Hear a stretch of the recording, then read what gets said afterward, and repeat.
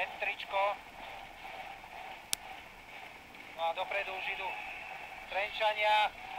No a máme tu pesnú výmenu názorov. Bobček s Petričkom.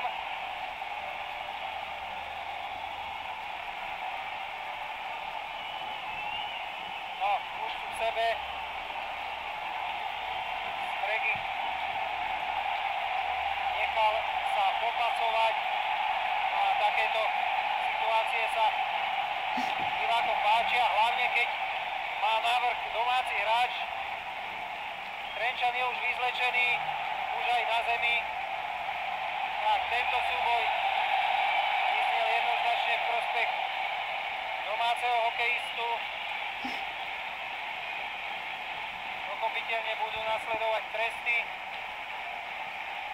Petričko podľa mňa zbytočne odchádza na trestnú lavicu, lenže on už odchádza rovno do kabíny.